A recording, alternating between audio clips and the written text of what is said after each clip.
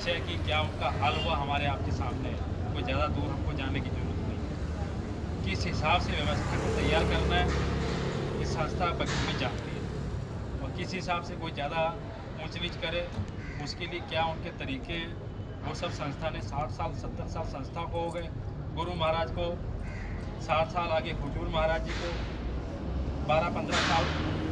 आपके सामने बात कहने का मेरा मतलब ये कि भाई इतनी सारी व्यवस्था का लगभग 60, 70, 80 साल पुराना तजुर्बा हुजूर महाराज जी के पास है। ये देखिए, तो जो ऊंचा नीचा कर रहा, तो जो सही तरीके से चल रहा, कैसे आगे किसी को करना पीछे करना, ये संस्था बखूबी जानती है।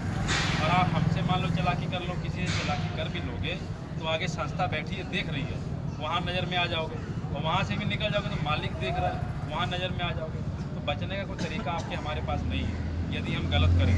और यदि सही तरीके से चलेंगे तो इतना रास्ते मालिक ने खोल रखे कि भाई कुछ हो जाए और आपको गिरने नहीं दिया जाएगा। जैसे युद्ध हुआ महाभारत का, इतनी बड़ी लीला हुई और उन्हीं दोनों में खेल हो रहा, उन्हीं दोनों में समझाने बुझाने में समय लग रहा कि भाई तुम ही से युद्ध होगा, जो होगा तो तुम ही इसको करोगे। अब वो समझ रहे कि ये तो हम लोग साथ ही में रहे, साथ ही में पढ़े, कि कैसे एकदम से भगवान बन गए। और जब उन्होंने बताया कि भगवान श्री कृष्ण ने साफ बोला कि सूरज चांद हमने बनाए और हमारे सामने बने, और तब फिर शंका में पड़ गए और फिर अपना विकराल रूप दिखाया, तब जाके माने कि भाई हाँ भगवान हो। लेकिन तब तक कोई मान के राजी नहीं था कि भाई ये भगवान भी हमारे सामने आ गए। तो ऐसी भूल हमको आपको नहीं करनी। तो ये अपनी बुद्धि को बिल्कुल बंद करके चलो कि ये आदेश आया है, काम को हमें करना है। सेवाएं संगत में सहयोग सभी का चाहिए, तो सबको इसको मान के चलना पड़ेगा ताकि व्यवस्था अच्छे से बने और काम हो।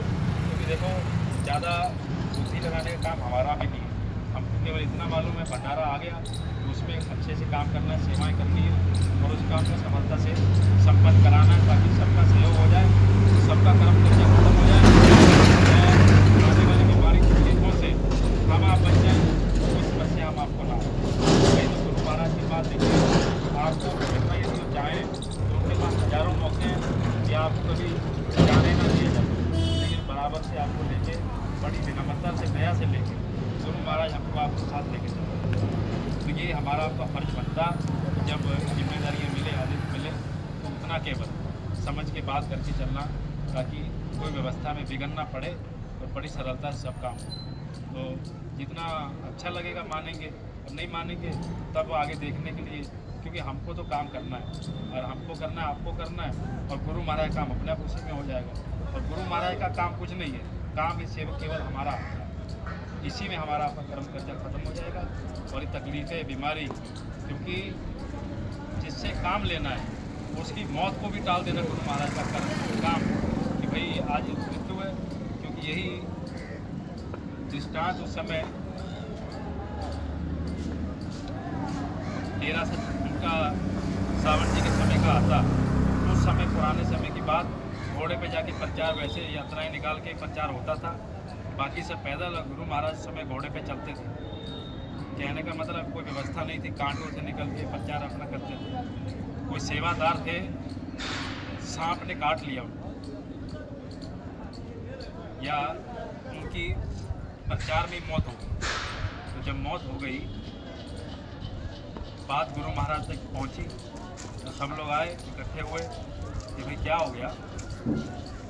तब कहा गया कि भाई गुरु महाराज जी ऐसी ऐसी बात हो गई है, इनको ऐसे सांप निकाल लिया, जो भी बात हुई कि भाई ऐसी कुछ इनमें मृत्यु इनकी हो गई।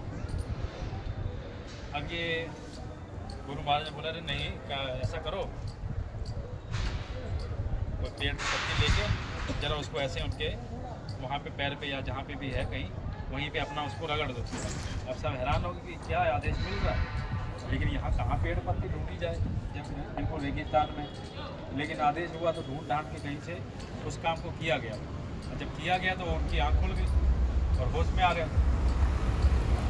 और जब होश में आ गए तब वो क्या बता रहे कि भाई हमने क्या देखा कि जब हम शरीर को छूट गया तो ऊपर यही गुरु महाराज जी बैठे हुए। अब ये कह रहे हैं कि क्या कह रहे हैं कि भाई अरे तुम यहाँ कैसे आ गए, अभी तो बहुत सेवा करनी है, बहुत काम करना है।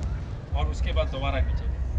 देखो कोई साधारण काम नहीं है, ये कोई झूठे या बनाई गई बातें नहीं, सच में बात हुई। और ये उस समय की बात है जब लोग पैदल चला करते थे घर बार छोड़ के, कुछ ज़्यादा पढ़ा लिखा नहीं, कुछ नहीं,